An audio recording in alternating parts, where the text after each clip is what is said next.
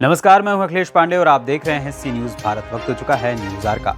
राजधानी लखनऊ के कैंट विधानसभा सीट की लड़ाई दिलचस्प मोड़ पर है। पिछली बार इस सीट पर काफी कम अंतर से हार का सामना करने वाली समाजवादी पार्टी इस बार कैंट की सीट को हर हाल में जीतना चाहती है। इसी क्रम में समाजवादी पार्टी ने पूर्व पार्षद सुरेंद्र गांधी उर्फ राजू गांधी को मैदान में उतारा है। सपा प्रत्याशी राजू गांधी का सामना यूपी के कानून मंत्री ब्रजेश पाठक से है, जो कि कैंट से भाजपा के प्रत्याशी हैं।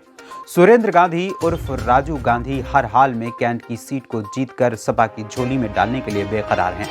राजू गांधी ने कृष्णा नगर क्षेत्र के चित्रगुप्त नगर वार्ड में सहसे वीर मंदिर क्षेत्र में जनसंपर्क किया है।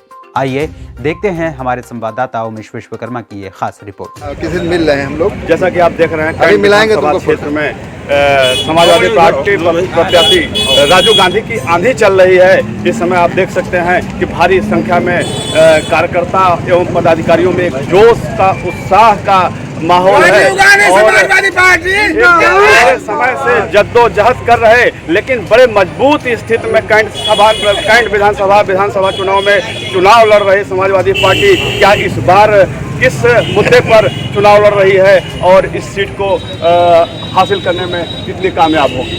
देखिए, सबसे पहले मैं अपने राष्ट्रीय अध्यक्ष आदरणीय अखिलेश यादव जी का आभार व्यक्त करना चाहता हूँ, जिन्होंने मुझे कैंट विधानसभा का प्रत्याशी बनाया है। और सिर्फ हम लोग ने काम किया है और विकास किया है, और विकास के नाम पर भी हम चुनाव में जा रहे हैं। क्योंकि मैं पार्षद रहा हूँ लगातार 3 बार से मोतीलाल नेहरू वार्ड में, हमने विकास करके दिखाया है, आदर्श वार्ड बना के दिखाया है।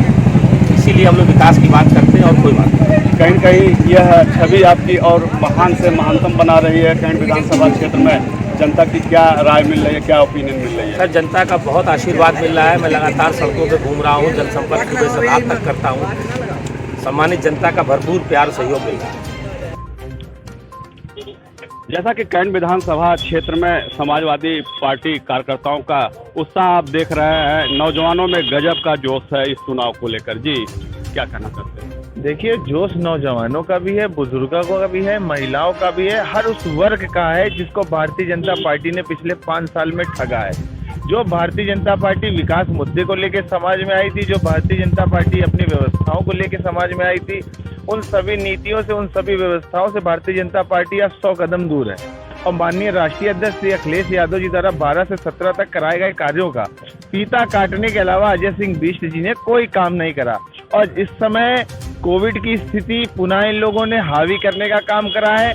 और जब राष्ट्रीय अध्यक्ष जी और जयंत चौधरी जी अपने रथ निकाल के कार्यक्रम करते हैं तो कोविड का हवाला देते हैं, और जब देश के गृह मंत्री अमित शाह जी थूक लगा लगा के घर घर पेपर बांटते हैं तो ये बात कोई नहीं बोलता है। तो ये किस तरीके की देश की राजनीति के तहत उत्तर प्रदेश में आज जनमानस में कार्य करा जा रहा है? बाबा जी तो कह रहे हैं कि हमारे बुलडोजर का शोर सुनकर सब लोग जितने भी समाजवादी पार्टी में अराजक तत्व थे, अराजक तत्व की संज्ञा दी जाती है और ये लोग जो है दुबक गए हैं और हम 300 के पार आ रहे हैं। देखिए, मैंने अपना राजनीतिक जीवन में मैंने 2008 से होश संभाला है, और 2008 से मैं जब से राजनीति कर रहा हूँ, मैंने आज तक कभी ऐसा मुख्यमंत्री नहीं देखा जो सत्ता में बैठने के बाद अपने मुकदमे वापस लेता हो। पहली चीज। दूसरी चीज, ये किन गुंडे माफिया बदमाशों की बात कर रहे हैं? अगर मैं अभी आपसे बात कर लूंगा केशव प्रसाद मौर्य जी की, उनपे कितने मुकदमे हैं? ब्रजेश पाठक जी, उनपे कितने मुकदमे हैं? ब्रजेश सिंह जी, उनपे कितने मुकदमे हैं? मेरे पास नाम धनंजय सिंह खुले आसमान के नीचे बैट बॉल खेलते नजर आ रहे हैं। यहाँ कार्रवाई क्यों नहीं हुई? यहाँ बुलडोजर क्यों नहीं चला? अब समाजवादी पार्टी का नेता अपना झंडा उठा के मजबूती के साथ क्षेत्र की जनता के बीच चला जाता है तो योगी बाबा जी का सिंहासन हिलने लगता है, उन्हें अपना मान सम्मान प्रतिष्ठा पे आंच आने लगने लगती है। उन्हें यह समझ में आने लगता है कि 17 से लेकर 22 तक तो सिर्फ घंटी बजाई है और आरती के नाम से मोमबत्ती नचाई है, तो काम तो मैंने कुछ करा नहीं है। अब मैं करूँ तो करूँ क्या? तो बुलडोजर का हवाला लेके, अपनी माफिया पुलिस का हवाला लेके समाजवादियों को दबाने का काम ये करते हैं। और लेकिन 2022 में जो पहले चरण का चुनाव हो गया, उसमें साफ स्पष्टीकरण के साथ ये चीज स्पष्ट नजर आ रही है कि जनता का रुझान, जनता का विश्वास और युवाओं का प्यार किस तरफ जा रहा है। बस फर्क इतना है, ये बात आप भी जानते हैं, मैं भी जानता हूं, बस फर्क इतना है कि आप माइक के उस तरफ खड़े हैं, मैं माइक के इस तरफ खड़ा हूं। कहा तो यह भी जाता है भाजपाइयों द्वारा, भाजपा के नेताओं द्वारा, कि जब समाजवादी पार्टी की सरकार रहती है तो महिलाएं सुरक्षित नहीं हैं, गुंडे माफिया सड़क पे घूमते हैं, इस 5 साल के कार्यकाल में हम सबको शांत कर दिए हैं, महिलाएं सुरक्षित हो गई हैं। अच्छा, महिलाएं सुरक्षित हो गई हैं, गुंडे माफिया शांत हो गए हैं, पर क्या है 5 साल के पहले महिलाएं सुरक्षित नहीं थी? उत्तर प्रदेश के अंदर महिलाओं के लिए अगर सबसे अच्छा व्यवस्था अगर किसी ने करी तो परम आदरणीय माननीय श्रद्धेय राष्ट्रीय अध्यक्ष जी ने 1090 वुमेन्स पावर लाइन लाने का काम करा। योगी जी मुख्यमंत्री बन जाते हैं, एंटी रोमियो नाम से फोर्स निकाल देते हैं। क्या होता है एंटी रोमियो ने? आप एंटी रोमियो का ग्राफ उठा लीजिए और 1090 वुमेन पावर लाइन का ग्राफ उठा लीजिए। धरातल पे काम किस व्यवस्था में हुआ था ये जनता भली भूति जानती है। जनता भली भूति जानती। जब भी कोई मनचला किसी हमारी बहन बेटी को परेशान करता था वो 1090 कॉल करके उसकी शिकायत कर दी जाती थी और मंचला 24 घंटे भी, मैं आपको ज्यादा समय 10 मिनट में अपनी हैसियत अपनी औकात में आ जाता था। तो महिलाओं के लिए काम अगर किसी ने करा है वो समाजवादी पार्टी ने करा है। और ये बाबा जी सिर्फ झूठ फरेब द्वेष की राजनीति करते हैं, जमीनी स्तर पे इन्होंने कोई काम नहीं करा। अब ये पूर्वांचल एक्सप्रेसवे को बोलते हैं कि पूर्वांचल एक्सप्रेसवे हमने बनाया, प्रधानमंत्री जी दिल्ली हेलीकॉप्टर से उतर जाते हैं, पूर्वांचल एक्सप्रेसवे पे हेलीकॉप्टर उतर जाता है, फीता काट देते हैं। योजना राष्ट्रीय अध्यक्ष जी की, काम समाजवादी पार्टी सरकार में हुआ। अब योगी जी टचिंग करके फीता अगर काट दे तो काम तो उनकी झोली में चला नहीं जाएगा।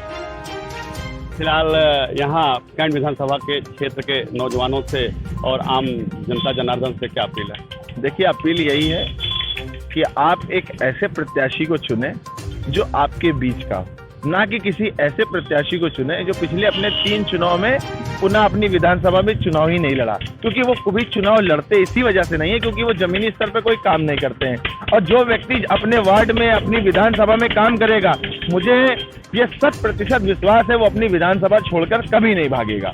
तो सभी लोग अपना हौसला, अपना मन मजबूत करें और एक ऐसे व्यक्ति, एक ऐसे कार्यकर्ता, एक ऐसे नेता को चुनने का काम करें जो आपके सुख दुख में सदैव आपके साथ खड़ा हो।